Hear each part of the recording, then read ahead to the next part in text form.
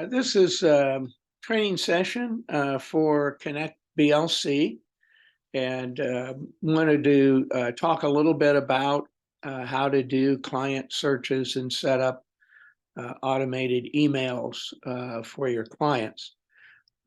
It's pretty easy to do. This is your dashboard or My BLC portion of ConnectBLC. And these little widgets here can be different. You can move these around on your home page. So yours may look different than mine based on how you set your widgets up. But this little bar across the top remains the same. And of course, you've got the smart bar where you can click in here and you can conduct a search. So if you're looking for a particular property or a past search you'd like to run again, it's easy for you to be able to do that right here from the smart bar. Then on the left side here are your different functions that you can use, your search function, your listings to add new listings, and report functions, and etc. Over here on reports, you can do your CMAs and things of that sort. Then on the other side are more specific to clients. So your clients and your automated searches, or your prospecting manager is right here with this little hourglass with a little clock in it. And your favorites and things of that sort. So we're going to focus first of all on performing a search. So we can perform a search by just choosing what kind of search that we want. Residential income, which is multifamily type properties, land, or commercial, or you can search across all the properties. You have that option as well, but we'll just conduct a residential search here. So I choose residential, and it pops up with my search. Now I've got a variety of ways that I can search. I can search with the map if I want. So if I click here, I can draw boundaries on the map, or I can search with the different parameters. Now your search widget or search fields may be different than mine, because these can be changed. So you can change these, you can add, delete fields to your particular template and make it look like what you want. But you can do your search here. So let's say that I'm searching for single-family residential properties that are for sale, not for lease. I'm looking for ones that are active. And let's say maybe my buyer has said that the maximum that they can pay is $300,000. Okay, so I can plug in 300,000, and you'll notice that when I put something in, it becomes a filter over here that's applied. So my price is at most 300,000.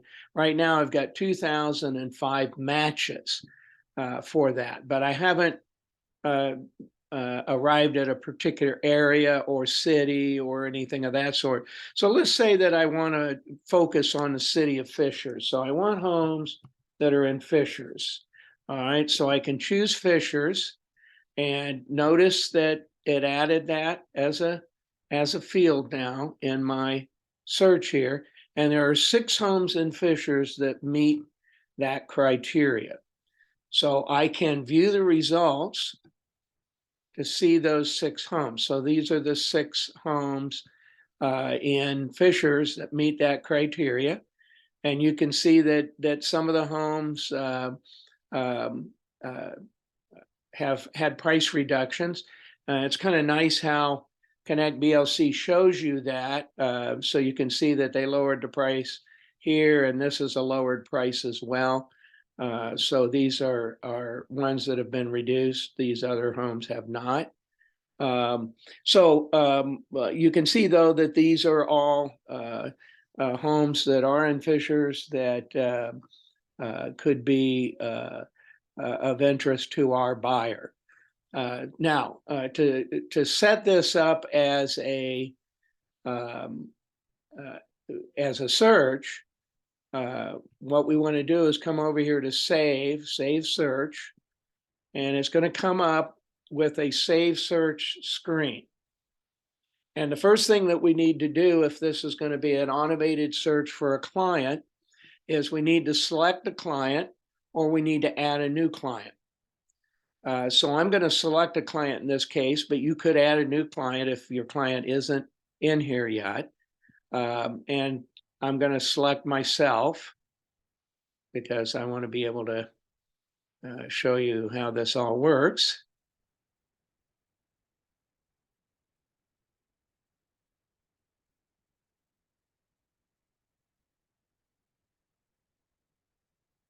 All right, there I am, Jim Jordan. Now, the next thing you need to do is you need to name your search. So I'm going to name my search Test for Jim, but you could name it whatever you want it to be. Now, you can save it as a manual search, which means that this search will only run if you manually run it, or you can turn it into an automatic search where the client will automatically be notified. Now, you have a choice. You can run the search. For instance, you could do it every day, once a day. You could choose that. And if you choose that, then you can choose what time of day that you want the search to run.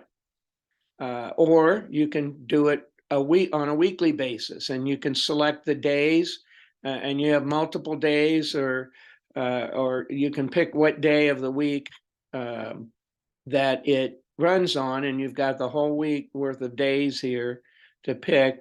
So if I pick this is going to run once a week on Tuesday at 10 a.m. in the morning.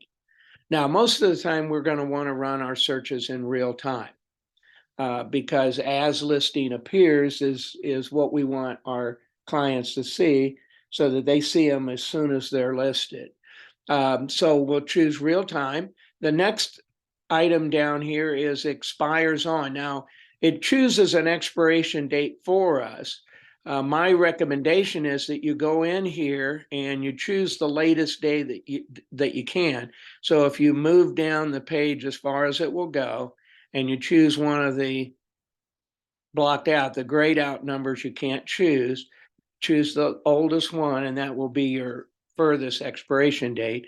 Then you can also choose when to send you a message. So if you want notification 5 days in advance, then you can choose that, and it will let you know 5 days before the search expires. And so that's what that section's for. Then you have some boxes here. You can delete this search when it expires. I wouldn't recommend that, but you could do that. Send me a notification when the search runs. This is a BCC. So if you want to see the search every time a house is emailed to your client, then you would want to click that box. And then you want to send notification to the client when the search runs. That's typically the box that you want to have checked.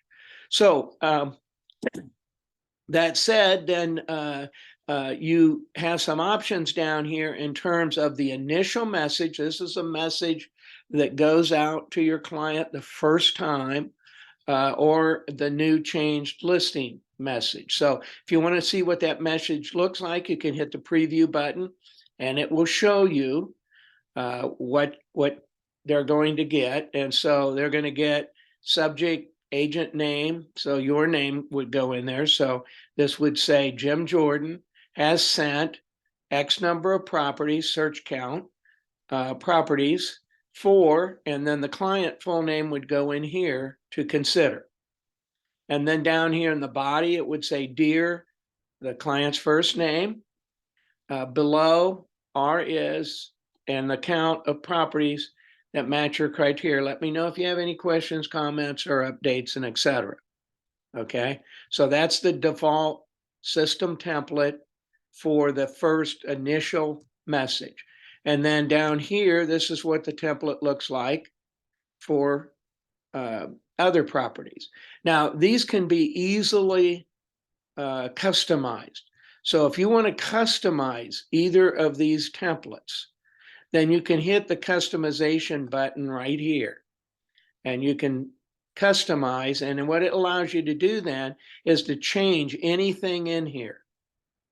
And so you can change all of this if you'd like. So for instance, if you wanted to change the information up here, instead of having an agent name is sent whatever, you could just simply put in here, you could delete all of this and put in what you want. Or Jim, okay, whatever you want in there. If you're going to add a field, so this pulls from the client record to supply this name. So let's say one of the things that you might want in here, and I think the original default maybe has this in there, but if you want to add a field, you have a hints button right up here to the right. And so if you use those variables, you can get some hints on what those are. Okay, so for instance, you might want search criteria. So this displays criteria for the search. So down here, if you want that in here, all you have to do is type it in just as it's shown in the brackets. So I would put a left bracket, square bracket, and I would type in search underscore criteria, and then left bracket, and that will put in the search criteria and add it into this information here. You could also customize it and with your own text. So you could just type in here, dear Jim, I hope these properties meet your needs. Let me know if I need to make any changes to your search. And you can customize this any way that you want to personalize it so that it's not so cookie cutter. So you can easily do that. And you can do the same thing down here on this search, which is your new and changed listing message. So after the initial message, this is what they will receive. And so it's very easy to change those and send those out. So once I've done everything on here, one of the things that I need to do is make sure I hit the save button. So when I hit save, that will activate the search. At this stage, I can continue working with this search, or I can load a new search. Either way that I want to go, I can just choose the radio buttons here, and then I click OK, and I will be back to either my search or ready to start a new search. So that's how easy it worked. Now let's show you what the email looks like that the client then receives. So we'll go to my inbox and notice that I changed the subject to test for Jim. So the subject is test for Jim, and it says, "Dear Jim, I hope these properties meet your needs. Let me know if I need to make any changes to your search. Below are 6 properties that match your criteria. Let me know if you have any questions, comments, or updates to your search parameters." And then it shows what the search, this is the search criteria right here, and then it's signed by me. And then there's the properties. Now, I've got my email client set up so it does not load pictures. So if I want to see the pictures, I have to hit load remote content. Some people will see these right away, but there are the homes. Now, these homes are also in a client portal. And so for the client to see them in the portal, they need to scan all the way down to the bottom and access their home page. Otherwise, they're going to look at these one at a time. So if I want to see this property, I click on View Details, and it then takes me to the property. And this is what your client is going to see. Now, this is not a agent form. It's for consumers. So there's no list agent information in here or contact information for the list agent. So this is just for the people to use. Also, one of the things that you'll note is that there are some things up at the front here. They can mark it as a favorite. They can mark it as not interested, a maybe. They can make a comment, and the comments go in here. They can look at any documents that are with this. They can print it off. And they also have a payment calculator, and it's at the bottom of the page. But if they click it up here, it takes them to the bottom of the page, and it shows their payment calculator. Now it puts in a sample for insurance to give you the whole monthly payment. This is just principal and interest. This is the interest rate. All of these numbers can be edited. So you could change the down payment amount. You could change the interest rate. One of the things it doesn't do is populate the taxes. So if you come up here, right above is the tax HOA information. So the semi-annual tax on this is $1,098. So if you took a $1,098 and you divided it by 6 months, since this is semi-annual, that's $183 a month in taxes. So you could put that in here, $183 a month. Okay, and then that's going to calculate the new payment, which is $1,800 a month with taxes. And so it already did the association fees for you. So principal and interest, total estimated. And again, this is just an estimated. It's not, the lender is the better one to quote rates, but they can calculate this out. And it also shows monthly principal and interest. So this is what the client receives from you for their listings. Now, once they've viewed that, they can just click out of this and they can go to another one to view it. Their portal, on the other hand, if you come down here to access your home page, they can click that, and that will take them to their portal. And it will show them these 6 listings were added. Okay, so they can click on this, any of these listings, to take a look at them. All right, it shows them in a different way. They can view these as a list or as the things here. They could also look at them on a map with a map on the side. So over here we have that house. You can see as when I hover over it, it moves the pricing on the screen. So there's where Worthington is. There's where Los Robos is. This is Stewart right here, and so forth. So this one here, Worthington, is right here. So that takes care of all these. That's what their client portal looks like. Again, they've got a dashboard in here that they can go to. On the dashboard, they have an easy way to message me. They can refer a friend to me. They can have access to their mortgage calculator, information about our office, where it's located.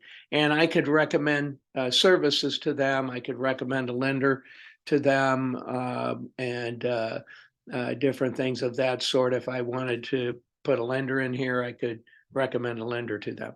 So this is their portal, and so that's what their client portal looks like. Now you might want to train your people to know how to use this search so that they know how to get to this portal to access their home page when they want to access their home page. And that's how simple it is to save a search in the BLC. Now, if you ever want to see that search again, you can click up here, which is your automated searches, and it's going to show you a list of all the searches. And this was a test search. So if I scroll down here, I see right here my test for Jim. This is my search. So anytime I want to look at that search, I just click on it, and it will pull up that search again for me. and all the search criteria. So I could modify that search criteria from here.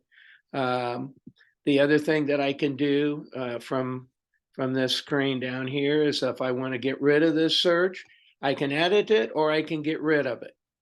Are the two options that I have for this search. So if I want to delete it, I don't need it anymore. I just hit the delete button there, and it gives me a warning that I'm about to delete a prospect search. I click OK, and that search is now gone.